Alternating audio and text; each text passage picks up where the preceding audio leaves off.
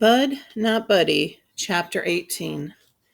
We got into two cars to drive for an hour and a half north of Grand Rapids. We were headed to a dinky town called Mecosta. I got to ride with the band while Mr. Jimmy and Hermione Calloway and the instruments were riding in the Packard. Miss Thomas stayed back at the Grand Calloway station. I've been living with Miss Thomas and the band for about 7 days, and this was already my third trip on the road. The band was doing their next favorite thing to playing music. They were teasing each other and talking about Hermione Calloway behind his back. The thug said to Dirty Deed, "I'd be an offended man if I ain't trying to say that you ain't good on the 88s, but you know the only reason you got this gig is 'cause you're Dutch. You're white, and you don't have the strongest personality in the world." Deed said, "Yeah, well, such is life. You think I'm going to give up the best gig in the state just 'cause you'd be offended? Take a look out the window, baby. There's a depression going on. How many folks you see living like us? Negro or white? Not many. That man may have his faults, but he's a struggler. I'm putting my hat in with him."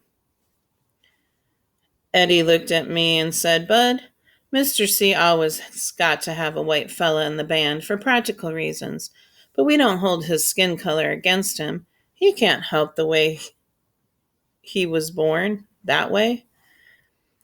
Deed said, "You're just too kind, Edward." Eddie kept talking. "We do that 'cause the boy can play. Mr. C won't compromise on his music."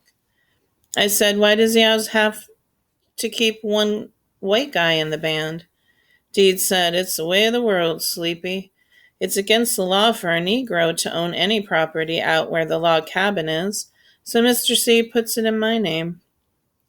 And he said, "That, and a lot of times we get gigs playing polkas and waltzes, and a lot of these white folks wouldn't hire us if they knew we were a Negro band. So Deed goes out and sets everything up." "But what do they say when the Dusky Devastators show up?" Deed said, "Well, it's too late for them to say anything then. It's us or no music." Eddie said, "And Mr. C tells them, if we aren't the best band that they'd ever had, then they don't have to pay. We haven't been stiffed yet." With all the arguing and jokes about Mr. C, the trip seemed real short.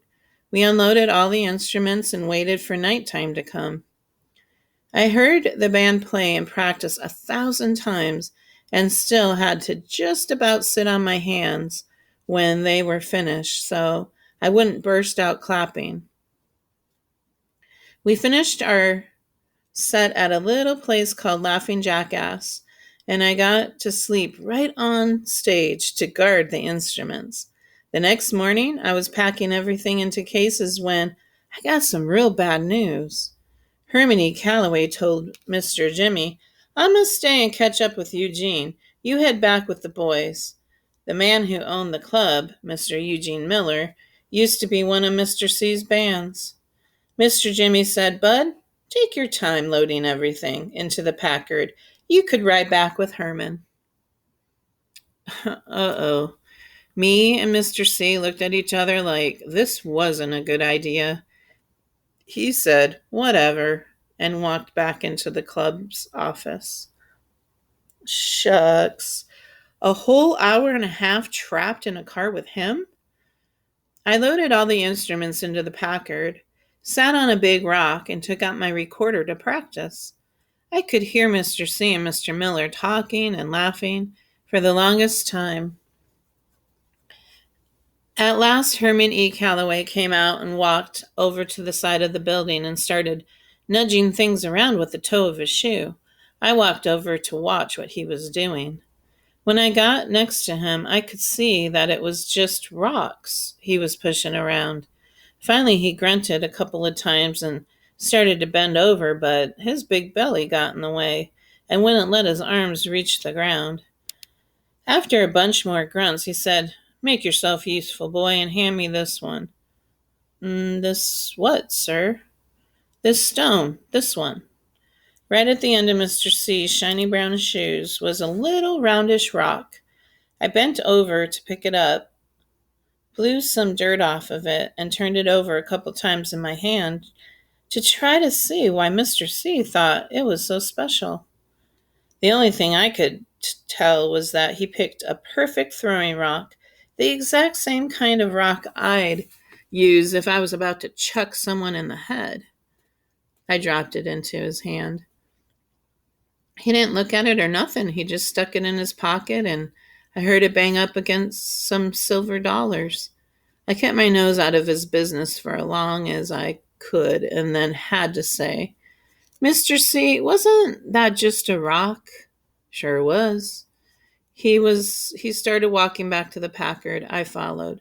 There were a million ways to ask what I wanted to know, and I chose the worst one when I said, What in Sam Hill are you going to do with a doggone rock? It sounded a lot meaner than I wanted it to, but I really was surprised that Mr. C would want an old rock. He climbed in on one side of the Packard, and I climbed in on the other. After he stuck the key in the dashboard, he said, Bad habit. Then he leaned over toward me and opened the glove box of the car. There weren't any gloves or maps or papers in the box, just a bunch of perfect throwing rocks. They all looked like they had writing on them. I reached in and took one of the rocks out.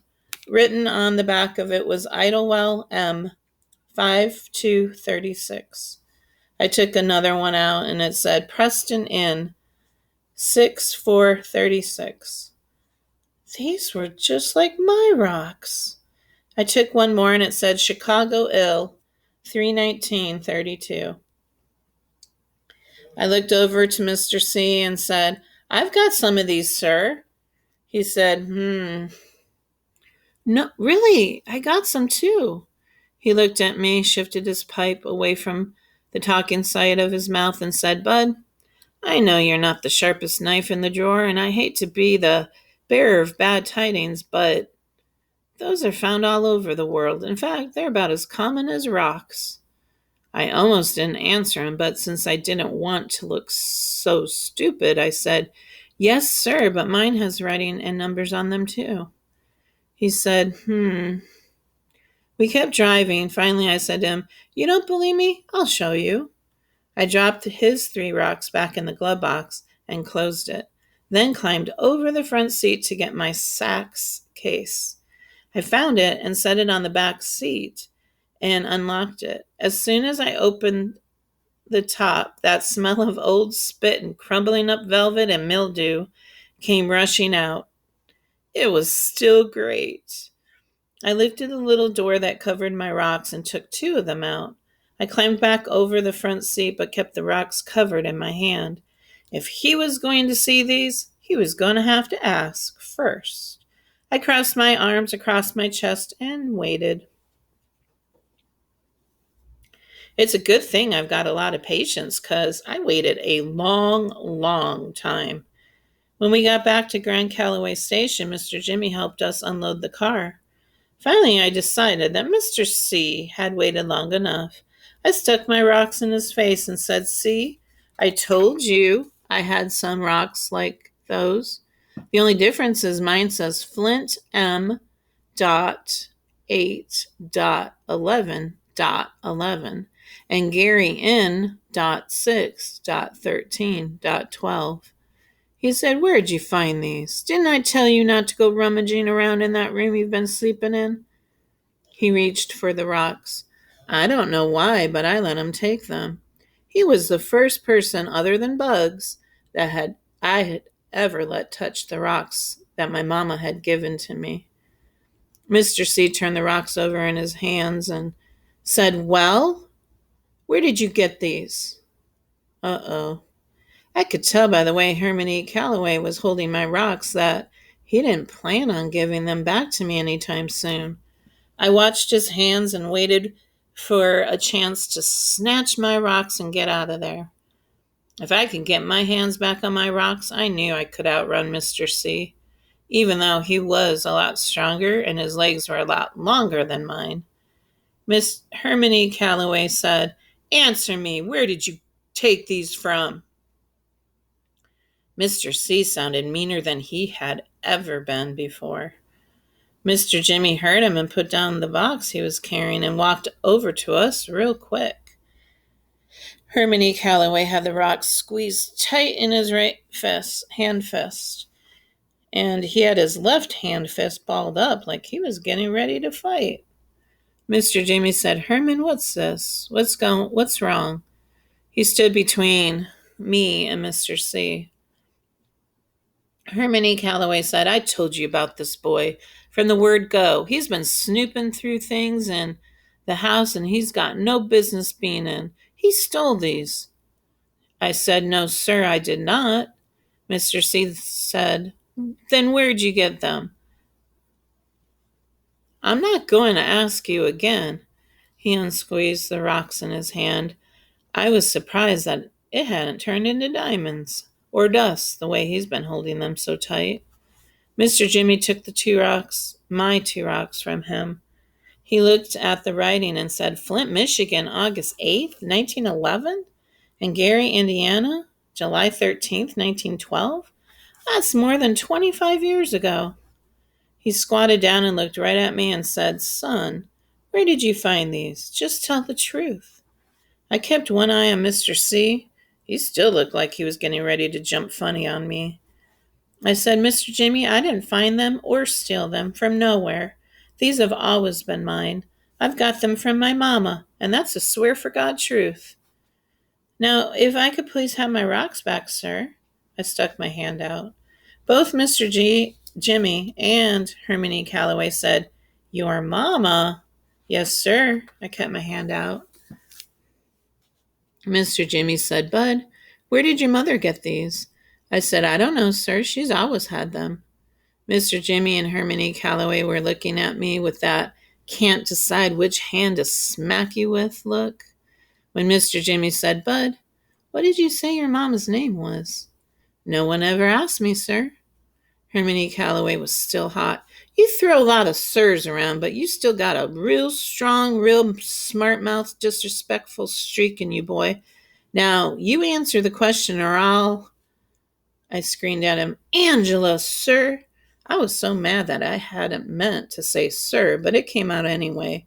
"Her name is Angela Janet Caldwell." Mr. Jimmy said, "Lord have mercy." Hermione Calloway's pipe dropped out of his mouth, and he stumbled and fumbled into Grand Calloway Station, feeling his way like he's been struck blind.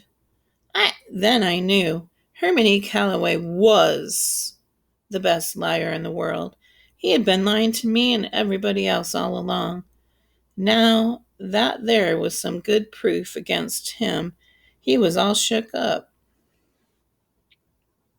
I said, "Mr. Jimmy, I knew it. I knew he was my father."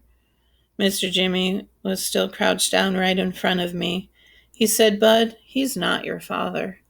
"Yes, sir, he is." "Then why did he run off like that? He got caught lying after all these years." Mr. Jimmy said, "Bud, that's enough.